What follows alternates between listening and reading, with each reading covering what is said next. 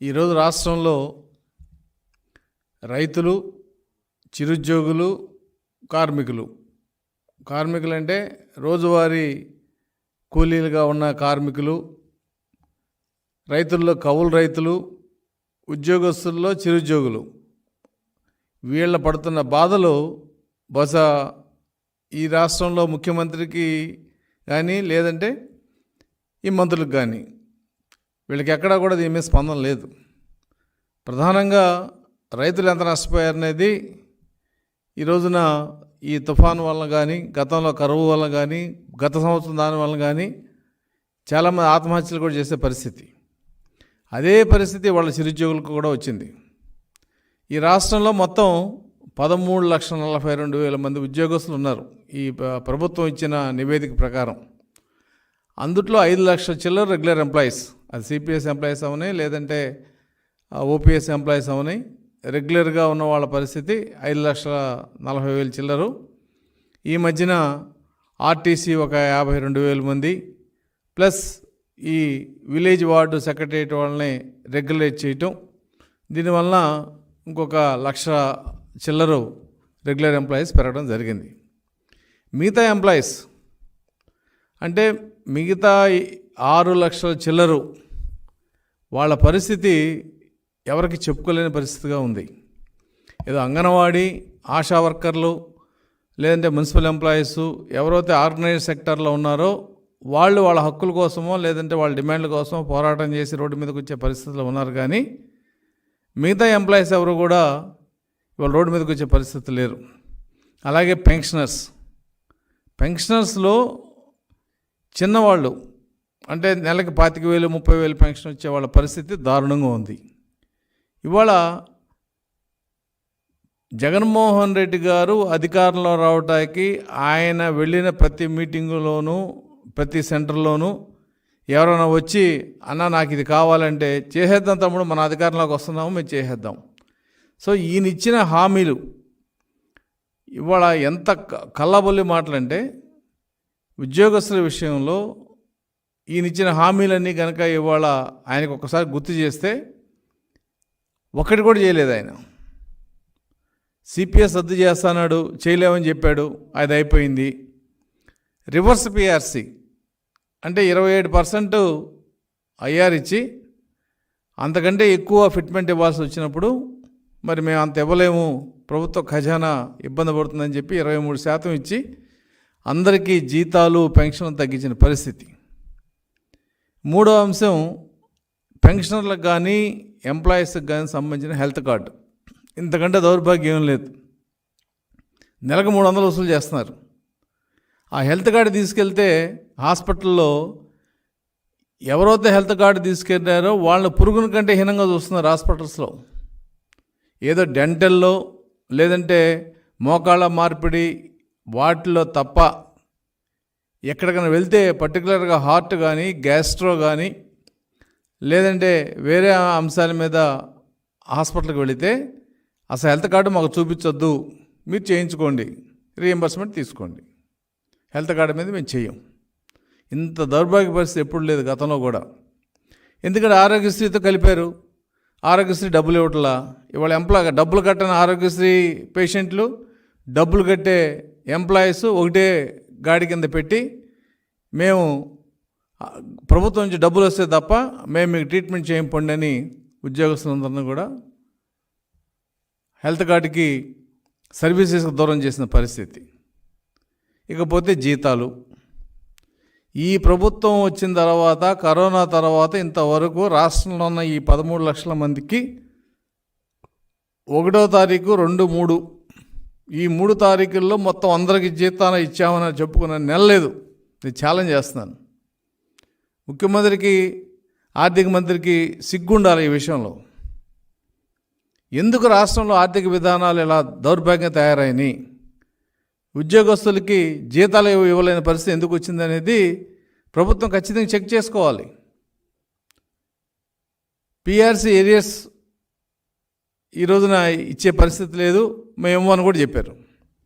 ఇక డిఏలు ఇవాళ 1/7/2018 నుంచి ఆ రోజున చంద్రబాబు నాయుడు గారు 2 డిఏలు మాత్రమే పెండింగ్ పెట్టాడు.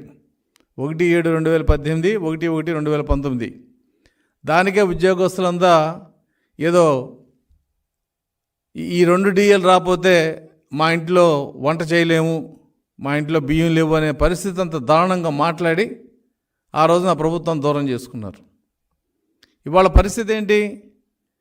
డిఏ ఏరియర్స్ కేంద్ర ప్రభుత్వం ఫ్రీజ్ చేసిన నెపంతో డిఏ ఏరియర్స్ మొత్తం ఒక్క రూపాయి కూడా ఇవ్వలేదు. మొత్తం డిఏ కిస్తీలన్నీ కలిపితే 1/7/2018 నుంచి ఈ రోజు వరకు డిఏ కిస్తీలన్నీ కలిపితే దాదాపు 184 కిస్తీల ఏరియర్స్ ప్రతి ఉద్యోగికి ప్రభుత్వం చెల్లించాలి.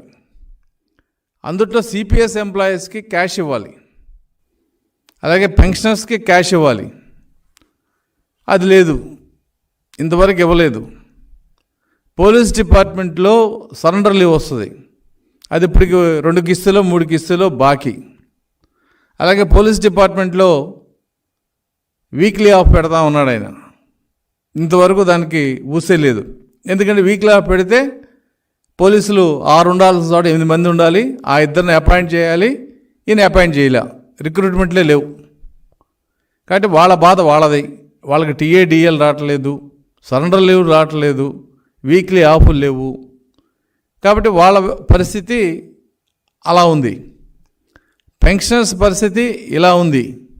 సిపిఎస్ ఎంప్లాయీస్ ఇప్పటికి దాదాపు 6 నెలలుగా పిఎఫ్ఆర్టీఏ ట్రస్ట్లో ఎంప్లాయీస్ వాటా, ప్రభుత్వం వాటా ఏదైతే జమ కావాలో ప్రతి నెల అదే 6 నెలలుగా జమ చేయలే. డిఏ ఏరియర్స్ ఇవ్వలేదు.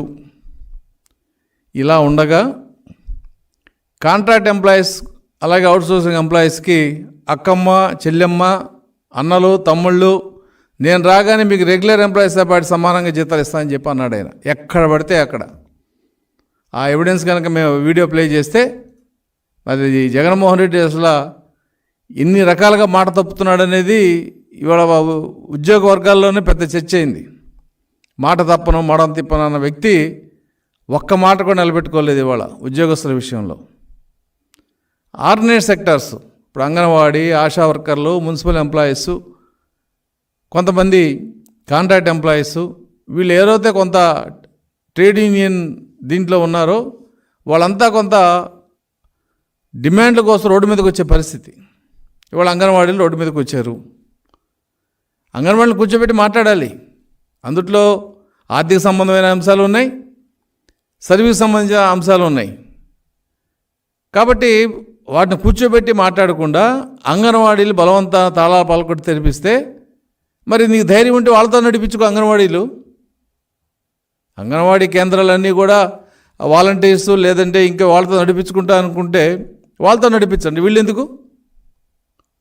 కాబట్టి ప్రభుత్వం కక్ష ధోరణి, ఏదో ప్రైవేట్ కంపెనీల్లో ట్రేడ్ యూనియన్స్ని డీల్ చేసినట్టు ప్రభుత్వం డీల్ చేయటం అంత మంచిది కాదు. ఇవాళ అంగన్వాడీలు, కొన్ని చోట్ల ఆశా వర్కర్లు, రేపు మాపు మున్సిపల్ ఎంప్లాయీస్ కూడా సమావేశాలు సిద్ధమవుతున్నారు, శానిటరీ వర్కర్స్. ఎందుకంటే వీళ్ళందరికీ మీరిచ్చిన ప్రామిస్లే, వాళ్ళేం కొత్తగా అడగట్లా. కాంట్రాక్ట్ ఎంప్లాయీస్ని రెగ్యులేట్ చేయమని అడగ్గా అతి కష్టం మీద మొన్న బిల్లు పెట్టి ఏదో విధి విధానాలు జీవో ఇచ్చారు. ఎంతమంది అవుతారో తెలియదు అందుట్లో. మరి మిగతా వాళ్ళ పరిస్థితి ఏంటి? జూన్ 2014 ఉన్న వాళ్ళందరినీ చేస్తామని చెప్పి అన్నారు. తర్వాత వాళ్ళ పరిస్థితి అలాగే కన్సాలిడేటెడ్ పేలో పనిచేస్తున్నారు. మనం ఎగ్జాంపుల్ తీసుకుంటే మిడ్ డే మీల్ వర్కర్సు, అలాగే యానిమేటర్సు, వీళ్ళందరూ కూడా మీ మాటలు నమ్మారు, ప్రభుత్వం చెప్పిన మాటలు నమ్మి ఓటేశారు. ఇవాళ వాళ్ళ గురించి అసలు పట్టించుకున్న పరిస్థితే లేదు. గ్రంథాలయ ఎంప్లాయీస్కి 010 శాలరీ ఇస్తామని చెప్పి ఎలక్షన్ రోజున చెప్పాడు ఆయన. ఇంతవరకు వాళ్ళ గురించి పట్టించిన పరిస్థితి లేదు. వాళ్ళకి నెల నెల జీతాలు వచ్చే పరిస్థితి లేదు. అసలు గ్రంథాలయాల పరిస్థితి దారుణంగా ఉంది రాష్ట్రంలో. కాబట్టి వ్యవస్థలన్నింటినీ ఒక్కొక్కటిని నీరు గార్చడం, అందుట్లో ఉన్న ఉద్యోగస్తుల్ని రోడ్డున పడేయటం. గోపాల్ మిత్ర తీసేసావు నువ్వు. అలాగే కొన్ని చోట్ల ఏదైతే ఈ ఇన్సూరెన్స్ చంద్రన్న బీమా ఉందో దానికి హెల్ప్ చేస్తున్న వాళ్ళని నువ్వు తీసేసావు. వాళ్ళ క్లెయిమ్ కింద అని చెప్పి 100 రూపాయలు ఎంత వాళ్ళు క్లెయిమ్ చేసుకుని దానికి కావాల్సిన సహాయ సహకారాలన్నీ కూడా పల్లెపాంధ్రంలో వాళ్ళ అందించేవాళ్ళు. వాళ్ళని తీసేసావు, ఎందుకంటే స్కీమ్ తీసావు కాబట్టి. ఇలా రకరకాలుగా నువ్వు వ్యవస్థలను నీరుగార్చి అందుట్లో ఉన్న ఉద్యోగస్తులందరినీ కూడా రోడ్డు మీద పరిస్థితి. జగన్మోహన్ రెడ్డి గారు రాజకీయ నాయకుడికి ఉండాల్సిన విశ్వసనీయత మీరు చెప్తూ ఉంటారు, మేము మాట తప్పం మడం తెప్పం అని. ఆ రిలయబిలిటీ అనేది నీకు పోయింది. నువ్వు ఎన్నికల ప్రచారంలో నీ పాదయాత్రలో నీ ఇష్టం వచ్చినట్టు వాగ్దానాలు చేసావు. రాజకీయ నాయకుడు వాగ్దానాలు చేసేటప్పుడు వాటి పూర్వాపరాలు, దాని విధి విధానాలు కూడా ఆలోచించి చెప్పాలి. సిపిఎస్ విషయంలో ఏమన్నారు మీరు? మాకు టెక్నికల్గా దీని మీద ఇంత అవగాహన లేదు, చెప్పేసామంటాడు మీ సకల శాఖ మంత్రి. మీ ఆర్థిక శాఖ మంత్రి హౌస్లో ఏం చెప్తాడు? అసలు దీనికి టైం లేదు, ముఖ్యమంత్రి గారు వారం చెప్పొచ్చు కానీ వారంలో చేయాలని ఎక్కడుంది, మేము విధి విధానాలని నిర్ణయించుకున్న తర్వాత మేము చేస్తామని చెప్పి ఆయన హౌస్లో చెప్తాడు. అంటే ఒక అంశం మీద మీరు ప్రజలకు వాగ్దానం చేసేటప్పుడు ఆ అంశంలో ఉన్న లోతుపాతులు కానీ, దాని విధి విధానాలు కానీ, దానివల్ల ఎవరికి ఏ రకమైన లాభ నష్టాలు ఉన్నాయని పరిశీలించకుండా మీ ఇష్టం వచ్చినట్టు వాగ్దానాలు చేసేసి ఇవాళ మీ వాగ్దానాలు మీరు నెరవేర్చండి అని చెప్పి ఎవరైనా రోడ్డు మీదకి వచ్చి అడిగితే వాళ్ళ మీద కేసులు పెట్టి వాళ్ళని జైల్లోకి పంపించి మీ ఇష్టం వచ్చినట్టు చేస్తున్నారు. రాజధాని విషయంలో అదే చేశారు, టీచర్ల విషయంలో అదే చేశారు. ఆ రోజున విజయవాడలో పెద్ద మహాధర్నా జరిగిన తర్వాత ఒక్కొక్క నాయకుడిని మీరు తీసుకొచ్చి వాళ్ళ మీద కేసులు పెట్టి సస్పెన్షన్ చేసి భయభ్రాంతులు చేసి ఉద్యమాల్లోకి రావాలంటే వెనక ముందు ఆలోచించుకున్న పరిస్థితిని ఇవాళ మీరు ఈ రాష్ట్రంలో ఉంచిన పరిస్థితి బ్రిటిష్ వాళ్ళ హయాంలోనే బాగుందనే పరిస్థితి. ఒక సోషల్ మీడియాలో పోస్ట్ పెట్టినా వాడికి శిక్ష తప్పదు. మీరు చెప్పిన మాట ప్రకారం మాకు జీతభత్యాలు ఇవ్వండి, లేదంటే మాకు ఇది నెరవేర్చండి అని అడిగి ఎవరైనా రోడ్డు మీదకి వస్తే వాళ్ళ పరిస్థితి అంతే. అంటే నీరో చక్రవర్తి కంటే ఘోరంగా ఇవాళ మీరు పరిపాలన చేస్తున్నారు. మీరు రైతుల్ని ఎంత మోసం చేశారో మాకు తెలుసు. అలాగే కార్మిక వర్గాల్ని, పర్టికులర్గా భవన నిర్మాణ కార్మికుల్ని ఇసుక దోపిడీతో ఆ వర్గంలో ఉన్న దాదాపు 35 నుంచి 40 లక్షల మంది కార్మికులు ఇవాళ కూడా వాళ్ళ జీవితాల్లో స్థిరత్వం రాలేదు. కాబట్టి వ్యవస్థలన్నింటినీ నీరుగార్చి ఒక్క వ్యవస్థ, ఈ వ్యవస్థ బాగుంది అనుకోవడానికి వాళ్ళ ఆంధ్రప్రదేశ్లో లేదు. ఉద్యోగ సంఘ నాయకుడిగా ఉద్యోగస్తుల స్థితిగతులు తెలిసిన వాళ్ళం కాబట్టి మేము ఉద్యోగ సంఘాలతో ఉన్న ఆ అనుభవం బట్టి వాళ్ళు మేము చెప్తున్నాం. టీచర్లకి ఎలక్షన్ డ్యూటీ తీసేస్తాము అని చెప్పి నువ్వు రైట్ టు ఎడ్యుకేషన్ యాక్ట్కి సమాంతరంగా రాష్ట్రంలో కూడా ఒక జీవో ఇచ్చుకోవడం జరిగింది. వాళ్ళకి విద్యా బోధన తప్ప వేరే రకమైన డ్యూటీలు వేయమని చెప్పి. ఇవాళ ఏమైంది? ఎలక్షన్ కమిషను టీచర్ని కూడా ఇన్వాల్వ్ చేస్తుంది అని చెప్పి ఎలక్షన్ కమిషన్ నిర్ణయం తీసుకుంది. అంటే ఏంటి? టీచర్లందరూ నీకు వ్యతిరేకంగా ఉన్నారు కాబట్టి, టీచర్లు నీకు ఓటేరు కాబట్టి వాళ్ళ ఎలక్షన్ డ్యూటీలు చేయకూడదు. మీ అమ్మ చెల్లి ఓటేస్తారా జగన్మోహన్ రెడ్డి నీకు? నేను ఛాలెంజ్ చేస్తున్నాను. ఇవాళ మీ చెల్లెలు షర్మిల కానీ, నీ కన్న తల్లి విజయలక్ష్మి కానీ నీకు ఓటేస్తారా? వాళ్ళు సపరేట్ పార్టీ పెట్టుకుని నీ ఇంటి నుంచి వెళ్ళిపోయిన తర్వాత వాళ్ళు నీకు ఓటే ఎందుకు వేస్తారు? అటువంటి నీ కుటుంబ సభ్యులు నీకు ఓటేయలేని పరిస్థితిలో ఉంటే, కక్షపూరితంగా వ్యవహరించి ఇబ్బంది పెట్టిన ఉద్యోగ వర్గం నీకు ఎందుకు ఓటేస్తుంది? అది నీ సకల శాఖ మంత్రి చెప్పాడు, మేము ఎమ్మెల్సీ ఎలక్షన్లో మేము గెలవము అని. ఎస్, కరెక్టే. నువ్వు నిరుద్యోగులను మోసం చేసావు, జాబ్ క్యాలెండర్ ఇస్తా అన్నావు. ఇంతవరకు జాబ్ క్యాలెండర్ లేదు, ఇప్పుడేదో నోటిఫికేషన్ అన్నావు, ఆ నోటిఫికేషన్ ఎంతవరకు సఫలం అవుతుందో ఎవరికి తెలియదు, ఎందుకంటే అదే లోపు ఎలక్షన్ కూడా వస్తుంది. కాబట్టి ఈ రకంగా ఈ ప్రజలకి నేను న్యాయం చేశాను, నా మాట ప్రకారం చేశానన్న వ్యవస్థ ఒక్కటి లేదు. అమ్మఒడి ఇస్తున్నా అన్నావు, 44 లక్షల నుంచి 42 లక్షలు తీసుకొచ్చావు. బాత్రూమ్లు అన్నావు, అయ్యన్నా 15,000 13,000 చేసావు. ఇలా ఏది ప్రతి నువ్వు అనుకున్న నవరత్నాలన్నీ కూడా నవమోసాలు చేసి ఆ లబ్ధిదారులకి ఆశ పుట్టించి వాళ్ళకి వాళ్ళ ప్రభుత్వం నుంచి వస్తుంది కదా అని చెప్పి ఏదేదో ఒక ఆశ కల్పించావో ఆశ నుంచి వాళ్ళని బయటపడేసిన పరిస్థితి. ఆర్థికంగా రాష్ట్రం చెదలబట్టిన చెక్కలాగా ఉంది, అప్పులు పాలైపోయింది రాష్ట్రం. ఇవి ఎక్కడ ఖర్చు పెట్టావంటే చెప్పలేని పరిస్థితి. నేను అడగలా, ఏజీఏ అడిగాడు, ఈ డబ్బులను ఎక్కడ ఖర్చు పెట్టావా అని. నువ్వు స్కీములు ఖర్చు పెట్టింది 200 కోట్లే అంటున్నావు, 11 లక్షల అప్పు తెచ్చావు. విశాఖపట్నంలో ప్రభుత్వ ఆస్తులన్నీ కూడా నువ్వు తనఖా పెట్టావు. ఇంత చేసి ఈ డబ్బును ఎక్కడ ఖర్చు పెట్టావంటే చెప్పలేని పరిస్థితి. ఉద్యోగస్తులకి ఫస్ట్ తారీఖున జీతం ఇవ్వలేని పరిస్థితి రాష్ట్రం. ఈ నెల డిసెంబర్ నెల ఇంకా జీతాలు రాలేని వ్యవస్థలు ఉన్నాయి. ఏంటి దారుణం? ఉద్యోగస్తుల పరిస్థితి ఎలా ఉంటుంది? మనం చనిపోయాడు ఒక కానిస్టేబుల్. ఎందుకు చనిపోయాడు అతను? జగనన్న మీద అభిమానం. మా జగనన్న సంవత్సరం లోపు సిపిఎస్ రద్దు చేస్తాడు, పందెం కట్టాడు, ఓడిపోయాడు. అప్పు చేశాడు, అప్పు తెచ్చడానికి ఇంకో అప్పు. ఇలా అతను 80 లక్షల అప్పులు పాలై చివరికి ఆత్మహత్య చేసుకున్నాడు. ఎంత దారుణమైన పరిస్థితి! పోనీ అతనేమన్నా అమాయకుడా? వరదలు వచ్చి కొట్టుకుపోయిన రైతా? తుఫాను వచ్చి కొట్టుకుపోయిన కౌలు రైతు కాదు. ఉద్యోగి, కలెక్టర్ దగ్గర సెక్యూరిటీ పర్సన్గా పనిచేస్తున్నాడు.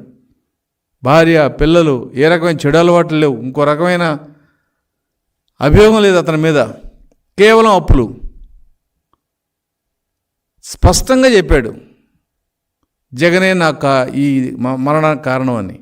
మరి దీనికి ముఖ్యమంత్రి సమాధానం చెప్పాలి కదా. స్పందించడు ఆయన, దేనికి స్పందించడు. ఏమనంటే మీటింగ్లకు వచ్చి చంద్రబాబు ఆ పెద్ద మనిషి దత్తపుత్రుడు ఈ వాగుతాడు. కాబట్టి ఈ రోజున సమాజం నిన్ను నమ్మే పరిస్థితి లేదు ముఖ్యమంత్రి గారు. పర్టికులర్గా వర్కింగ్ క్లాస్ ఇవాళ వీళ్ళు పడుతున్న ఇబ్బంది. రెగ్యులర్ ఎంప్లాయీస్కి డిఏ ఏరియాస్ లేవు. నువ్వు కోవిడ్ తర్వాత రిటైర్ అయిన వాళ్ళకి రిటైర్మెంట్ బెనిఫిట్స్ ఇవ్వలేదు. ఏమని అంటే 60 సంవత్సరాల నుంచి 62 సంవత్సరాలు పెంచావు. అది రేపు డిసెంబర్తో అయిపోతుంది, జనవరి నుంచి రిటైర్మెంట్ స్టార్ట్ అవుతాయి. మరి వాళ్ళకి జీతాలు రిటైర్మెంట్ బెనిఫిట్స్ ఇవ్వాలి, గ్రాట్యుటీ ఇవ్వాలి, సరెండర్ లీవ్లు ఇవ్వాలి, ఇన్సూరెన్స్ ఇవ్వాలి, కంపిటీషన్ ఇవ్వాలి, పెన్షన్ ఇవ్వాలి, ఇవన్నీ వాళ్ళకి ఇవ్వాలి. జీతాలే ఇవ్వలేని పరిస్థితుల్లో వాళ్ళకి ఇస్తామని హామీ ఎక్కడ ఉంది? కాబట్టి వ్యవస్థలు అన్నిటినీ, అటు వర్కింగ్ క్లాస్ని, రైతుల్ని, కార్మిక వర్గాల్ని, ఈ వర్గాలను మొత్తాన్ని వెన్ను విరిచి ఇంట్లో కూర్చోబెట్టిన ఘనత అయితే నీకే దక్కుద్ది జగన్మోహన్ రెడ్డి గారు. తెలుగుదేశం పార్టీ విలువేంటి, చంద్రబాబు నాయుడు గారు హుందాతనం ఏంటి అనేది ఇవాళ సమాజానికి తెలుస్తుంది. ఆయన ఉద్యోగస్తులను ఏ రకంగా చూసుకున్నాడు. ఆ రోజు 43% ఫిట్మెంట్ ఇవ్వడం అంటే కొంతమంది లుచ్చగాళ్ళు మాట్లాడతారు, ఏదో తెలంగాణలో వచ్చింది కాబట్టి ఇక్కడ ఇచ్చారు. ఆ రోజు మాట్లాడారు కొంతమంది నాయకులు, వాళ్ళంతా జైలుకి వెళ్ళిపోయారు. ఎక్కడ రూల్ లేదు కదా తెలంగాణకి ఆంధ్రాలో ఇవ్వాలని. కానీ ఆయన చెప్పిన రీజన్ ఏంటి? తెలంగాణ ఉద్యోగస్తుల ముందు ఆంధ్ర ఉద్యోగస్తులు తలంతుకుని సెకండరీ ఎంప్లాయీస్గా ఉండకూడదు, కష్టమైన నష్టమైన నేను కూడా ఇస్తాను, మీరు ఏరియర్స్ విషయంలో పట్టుదల పట్టొద్దంటే మేము ఏరియర్స్ మీకు తీరినప్పుడు ఇవ్వండి సార్ అని చెప్పాము. ఆ రోజున 10 నెలల ఏరియర్స్ 3 సంవత్సరాల తర్వాత ఇచ్చారు. నువ్వేం పొడిచావు ఇక్కడ? 12వ పిఆర్సీకి రివర్స్ పిఆర్సీ ఇచ్చి ఒక్క నెల ఏరియర్ కూడా ఇవ్వలేదు కదా. నాకు పిఆర్సీ ఏరియాస్ వచ్చినాయి, ఇదిగో ఈ 1000 రూపాయలు 2000 అని చెప్పుకునే పరిస్థితి లేదు కదా. పైగా జీతాలు తగ్గినాయి. కాబట్టి ఈ రకమైన దారుణమైన పరిస్థితి ఏ రాష్ట్రంలో లేదు. ఖచ్చితంగా దీనికి రిటర్న్ గిఫ్ట్ ఉంటుంది. ఎంప్లాయీస్ ఎవరైతే నష్టపోయారో, కష్టపడుతున్నారో, ఇవాళ అంగన్వాడీ పరిస్థితి ఏంటి? వాళ్ళు మార్చి 22లోని చెప్పారు వాళ్ళు మా డిమాండ్లు ఉన్నాయి, మా డిమాండ్లు మేము మాట్లాడమని. నువ్వు మాట్లాడలా. ఇప్పుడు కరెక్ట్గా సంవత్సరం అయింది. మార్చి 22 చెలో కలెక్టరేట్లు పెట్టినప్పుడు వాళ్ళు స్పష్టంగా చెప్పారు మా డిమాండ్లు ఇవి, మీరు పిలిచి మాట్లాడండి అని. ఎవరు పిలిచి మాట్లాడలా. ఇవాళ ఆశా వర్కర్సు, నిరుద్యోగులు, ఎలక్ట్రిసిటీలో ఉన్న కాంట్రాక్ట్ ఎంప్లాయీసు, మున్సిపల్ వర్కర్సు, ఏ వర్గం కూడా వాళ్ళ ప్రశాంతంగా ఉద్యోగం చేసిన పరిస్థితి లేదు. చేసిన ఉద్యోగాలకి జీతాలు వచ్చే పరిస్థితి లేదు. కాబట్టి ఈ దారుణం ఎక్కువ కాలం కొనసాగదు. ఖచ్చితంగా ఈ 13,42,000లో అయితే గీతే మీ సెక్రటరియట్ ఎంప్లాయీస్ వెంకటరామరెడ్డి కూడా ఈ ప్రభుత్వాన్ని అసహించుకున్న పరిస్థితి. కాబట్టి 13,42,000 వాళ్ళ కుటుంబ సభ్యులు మొత్తం నిన్ను గద్దె దించే వరకు వాళ్ళు వెనకాడరు. ఈ రాష్ట్రంలో ఉన్న లక్షల మంది కౌలు రైతులు, ఈ రాష్ట్రంలో ఉన్న లక్షల మంది నిరుద్యోగులు, ఈ రాష్ట్రంలో ఉన్న లక్షల మంది భవన కార్మికులు, వీళ్ళందరూ కూడా ఓటు ఎప్పుడు వేయాలా, ఈ ముఖ్యమంత్రిని ఎప్పుడు దించాలని ఎదురు చూస్తున్న పరిస్థితి రాష్ట్రంలో ఉంది. మరి ముఖ్యమంత్రికి ఇది తెలుసో లేదో, ఏదైనప్పటికీ కూడా ఉద్యోగుల పక్షాన తెలుగుదేశం పార్టీ ఒక విషయంతో స్పష్టంగా చెప్పదలుచుకుంది. కక్షపూరితమైన పరిస్థితులు ఉండవు. రాష్ట్ర ఆర్థిక పరిస్థితికి అనుగుణంగానే వాళ్ళ ఇబ్బందుల్ని ఆన్సర్ చేస్తాం. ఖచ్చితంగా చిన్న ఉద్యోగుల పట్ల తెలుగుదేశం ప్రభుత్వానికి ఎప్పుడు సానుభూతి ఉంది. గతంలో కూడా అంగన్వాడీలకి 2016లో మళ్ళీ 18లో 2 సార్లు పెంచింది తెలుగుదేశమే. 4,200 నుంచి 10,500 చేసింది తెలుగుదేశమే. 10,500 నుంచి 11,500 చేసింది వైసీపీ ప్రభుత్వం. మరి నువ్వు వచ్చి 4 సంవత్సరాలు అయింది, రూపాయి పెంచలా. మాకిచ్చిన 4 సంవత్సరాల్లో దాదాపు 6,500 రూపాయలు, 6,700 రూపాయలు తెలుగుదేశం పెంచింది. ఆశా వర్కర్లకు పెంచింది, విఆర్ఏలకు పెంచింది, అందరికి పెంచింది. నువ్వు చెప్పుకునేది ఒక అంశం చెప్పు. ఒక్క మున్సిపల్ వర్కర్స్కి పెంచింది తప్ప, ఇదిగో వీళ్ళకి జీతాలు పెంచాను నా హయాంలో చెప్పుకునే ఒక్క వ్యవస్థను చెప్పండి. మనం వైసీపీలో ఏ నాయకుడిని సరే నేను ఛాలెంజ్ చేస్తాను, లేదు. కాబట్టి రాబోయే రోజుల్లో దీనికి రిటర్న్ గిఫ్ట్ ఖచ్చితంగా ఎంప్లాయీస్ ఇస్తారు.